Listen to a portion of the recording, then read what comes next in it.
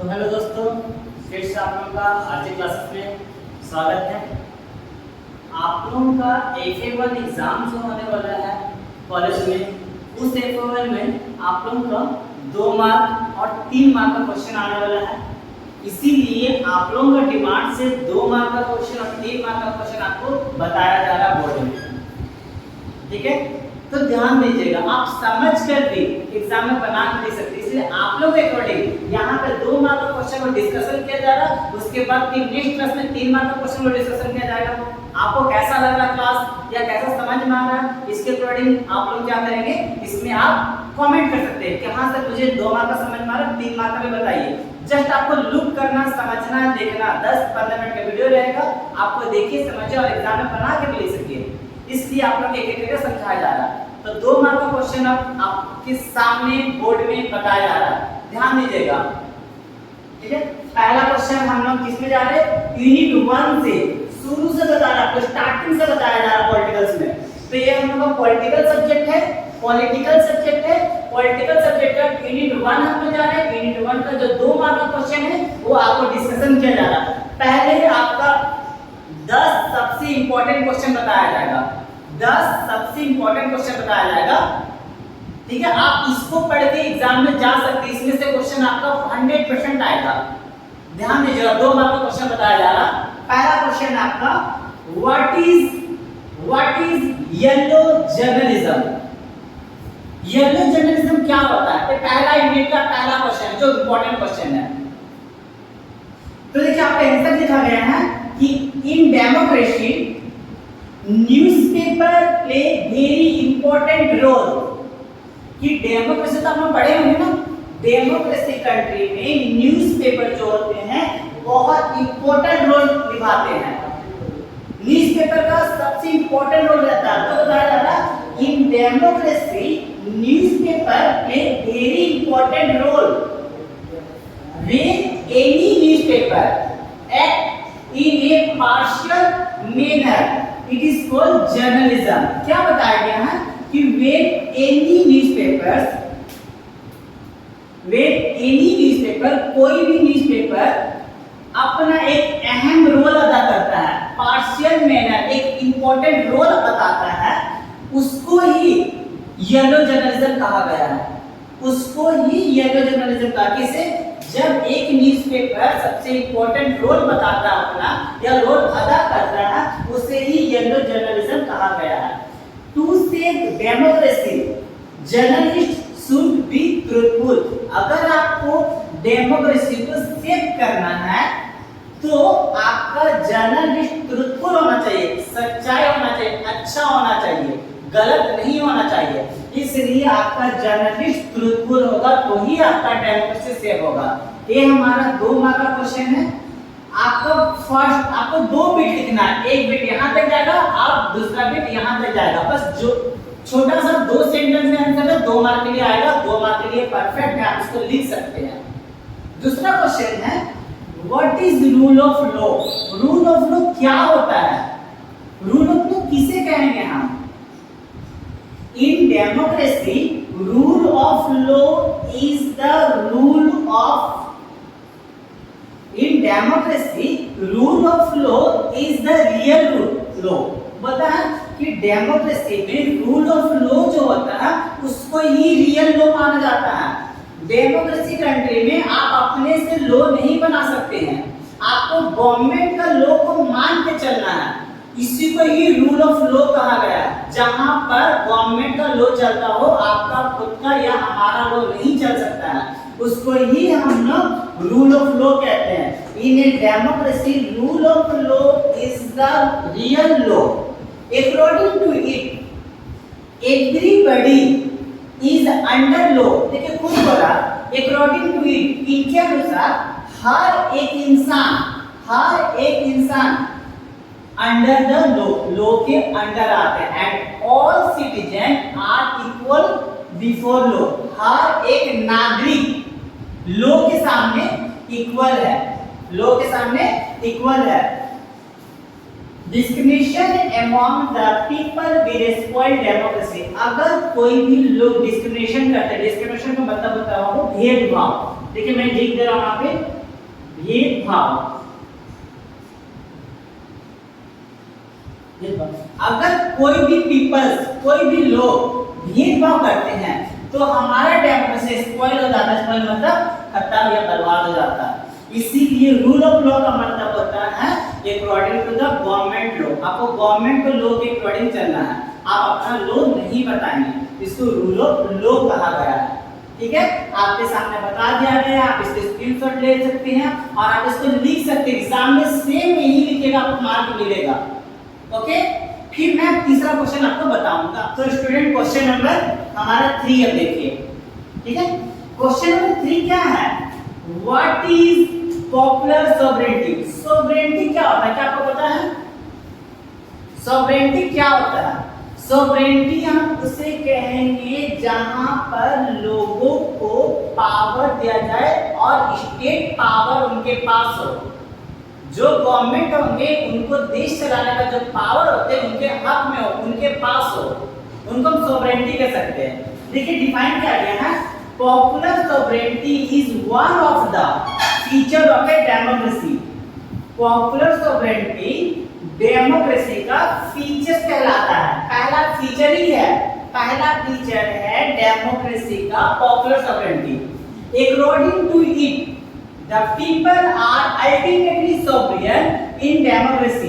देखिए क्या कहता है पॉपुलर सॉवरेनिटी, कहता है कि जो लोग होते हैं उनको सोवरियन कहा जाता है इन डेमोक्रेसी में। डेमोक्रेसी में तो सोवरियन कहा जाता है, मींस मतलब है कि जो डेमोक्रेसी में होते हैं उस लोगों को पावर रहते हैं, वो गवर्नमेंट को चला सके, गवर्नमेंट को इलेक्टेड कर सके, इसको हम लोग पॉपुलर सॉवरेनिटी कहेंगे। People and their opinion should not be neglected at any cost। किसी भी हालत में पीपल्स को और उनके ओपिनियन को कभी हम नेगलेक्ट नहीं कर सकते हैं। कहां पर? डेमोक्रेसी में। डेमोक्रेसी में आप पीपल को और उसका ओपिनियन को नेगलेक्ट नहीं कर सकते। यही तो है पॉपुलर सॉवरेनिटी। क्योंकि सॉवरेनिटी का मतलब होता है लोगों के पावर। अगर लोगों को हम नेगलेक्ट कर दिए तो लोग फिर आपको इलेक्टेड नहीं करेंगे, आपको चुनेंगे ही नहीं। इसीलिए जो भी गवर्नमेंट होते हैं डेमोक्रेसी में पीपल को बहुत ज्यादा पावर देते हैं, बहुत ज्यादा वैल्यू देते हैं। ओके, ये है पॉपुलर सॉवरेनिटी। ठीक है, हमारा क्वेश्चन नंबर 4 है, what is enlightenment citizenship? Enlightened citizenship क्या होता है? To make democracy successful some condition are required. अगर आपको डेमोक्रेसी को सक्सेसफुल बनाना है तो कुछ कंडीशन को मानकर चलना पड़ेगा। अगर आपको डेमोक्रेसी को सक्सेसफुल बनाना है तो कुछ कंडीशन को मानकर चलना पड़ेगा। One such condition is that in democracy the people should be educated। पहला कंडीशन तो ये है कि जो भी लोग रहेंगे डेमोक्रेसी में वो एजुकेटेड होना चाहिए। पहला कंडीशन है, अगर आपको डेमोक्रेसी सक्सेसफुल कराना है तो all people are educated in democracy. सभी लोग वहां पर एजुकेटेड होना चाहिए, कंडीशन है डेमोक्रेसी का, तभी आप डेमोक्रेसी को सक्सेसफुल कर सकते हैं। एंड इनलाइटमेंट, अगर आपका सिटीजनशिप एजुकेटेड है तब आप उसकी इनलाइटेड कहेंगे। इनलाइटेड का मतलब होता है all citizen are educated in a democracy, उससे ही इनलाइटेड कहेंगे। It will make democracy successful, तभी जाकर हमारा डेमोक्रेसी सक्सेसफुल हो सकता है, सक्सेसफुल हो सकता है। Okay, who was Herodotus? अब हेरोडोटस कौन है? Herodotus was the historian. आपको पता है कि हेरोडोटस एक हिस्टोरियन था। हेरोडोटस वाज ए हिस्टोरियन, एक हिस्टोरियन था। ही हैड कॉनेक्ट, बट हमारा पॉलिटिकल में क्यों उसको दिया गया है? क्योंकि इसने सबसे पहले कॉनाइट किया था क्या? Term of democracy. डेमोक्रेसी को इसने सबसे पहले बताया था, इस शब्द को बताया था। इसलिए for the first time he is remember for this. First time Herodotus ने डेमोक्रेसी सबको बताया था, इसलिए हम इनको जाने जाते हैं, हम जानते हैं इनको हेरोडोटस इसके जाने जाते हैं कि फर्स्ट टाइम इसने कॉलेक्ट किए थे डेमोक्रेसी को। ओके, ये हमारा 5th क्वेश्चन खत्म हुआ। और भी इंपॉर्टेंट क्वेश्चन अभी आपको बताया जाएगा, 10 क्वेश्चन बताया जाएगा। ये 10 क्वेश्चन से जो आपके FA1 एग्जाम होने वाला है इसमें से ही आएगा क्वेश्चन। बार-बार इस लेसन में आप लोगों को डेमोक्रेसी बताया जा रहा। अगर आप डेमोक्रेसी का लॉन्ग क्वेश्चन नहीं पढ़े या उस चैप्टर को नहीं पढ़े तो इसको समझने में आपको थोड़ा सा डिफिकल्ट हो सकता है। तो अगर आप डेमोक्रेसी नहीं पढ़े हैं तो आप मुझे कमेंट कीजिएगा कि सर मुझे डेमोक्रेसी क्लियर नहीं है या मैं नहीं पढ़ा हूं, तो मैं आई थिंक थोड़ा सा टाइम निकाल के आपके लिए डेमोक्रेसी के ऊपर भी एक वीडियो बनाऊंगा। तो डेमोक्रेसी हमारा सबसे इंपॉर्टेंट क्वेश्चन माना जाता है ऑल ओवर पूरे पॉलिटिकल बुक में। बिना डेमोक्रेसी का पॉलिटिकल बुक समझ ही नहीं सकते हैं। तो अगर आपको डेमोक्रेसी की समझना है तो प्लीज मुझे मैसेज कीजिएगा, कमेंट कीजिएगा और मुझे बोलिएगा, तो मैं आपके लिए बनाऊंगा। और मेरा चैनल जो है वो सब्सक्राइब कर लीजिएगा, क्योंकि हर वक्त जब भी आपको किसी भी चीज का जरूरत पड़े आज के लिए मुझे याद कीजिएगा, मुझे मैसेज कीजिएगा, मैं आपके सामने हर एक प्रॉब्लम को सॉल्व कर दूंगा। नोट्स चाहिए मैं नोट्स दूंगा, आपको हर एक सब्जेक्ट समझना मैं सब्जेक्ट आपको समझाऊंगा। आपके लिए हमारा आरटी क्लासेस ही है, आपके लिए ही खोले हैं। ओके, अब हम क्वेश्चन नंबर 6 पढ़ेंगे। तो स्टूडेंट आपका क्वेश्चन नंबर 6, क्वेश्चन नंबर 6 आता है ना, what is a direct democracy. Direct democracy क्या है? आप तो डेमोक्रेसी पढ़े हो तो डायरेक्ट डेमोक्रेसी आपका आएगा ही आएगा। In direct democracy, the people directly take part in the law making। सबसे important यहाँ पर कि डायरेक्ट डेमोक्रेसी में जो लोग होते हैं वो डायरेक्टली लॉ मेकिंग कर सकते हैं, लॉ बना सकते हैं। उनको किसी को गवर्नमेंट इलेक्टेड करने की जरूरत नहीं है, वो डायरेक्टली गए और लॉ बनाए इन्वॉल्व होकर। इस डायरेक्ट डेमोक्रेसी में people are directly law making, they can reject any law. हाँ, अब वो कोई भी गवर्नमेंट का बनाया हुआ लॉ को रिजेक्ट कर सकते हैं, नहीं मानेंगे उनका गवर्नमेंट का लॉ चाहे तो। So they can reject any law in a referendum and purpose bills. देखिए मतलब वो कोई भी लॉ को रिजेक्ट कर सकता है, कोई भी लॉ को रिजेक्ट कर सकता है रेफरेंडम के जरिए। रेफरेंडम एक राइट है, इस राइट के जरिए आप किसी भी गवर्नमेंट का बनाया हुआ लॉ को रिजेक्ट कर सकते हैं। अगर आपको नहीं पसंद है तो, या नहीं आप उसको मानना चाहते हैं तो आप गवर्नमेंट का लॉ को भी रिजेक्ट कर सकते हैं।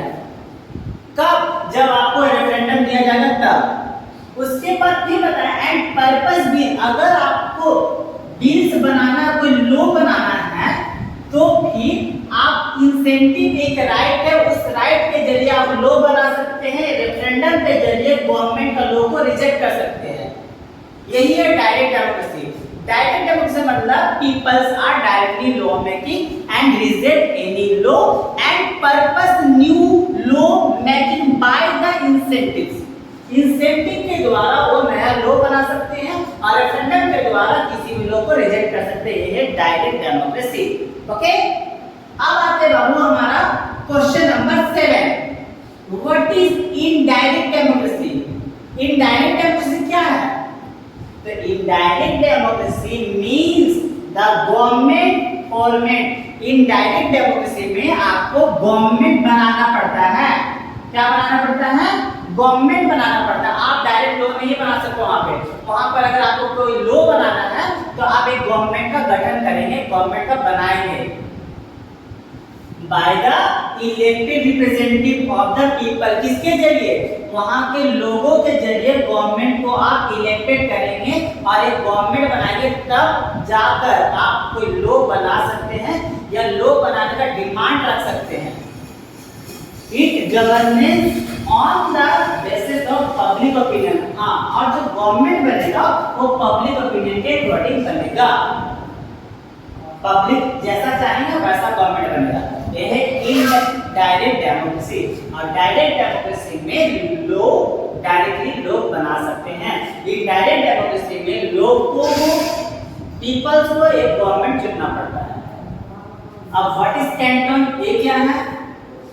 Switzerland has a direct democracy. आपको पता होना चाहिए कि स्विट्जरलैंड एक छोटा सा कंट्री है, इसलिए यहाँ पर डायरेक्ट डेमोक्रेसी चलता है। The small units of Switzerland are called the canton। Switzerland का एक छोटा सा यूनिट को कैंटन कहा गया है। कैंटन क्या है? तो स्विट्जरलैंड का एक छोटा सा यूनिट है जहां पर डायरेक्ट डेमोक्रेसी चलता है, उस यूनिट को कैंटन नाम दिया गया। इंसान कैंटन मतलब हर एक छोटा एरिया में direct democracy prevalence, direct democracy चलता हर एक छोटा एरिया में।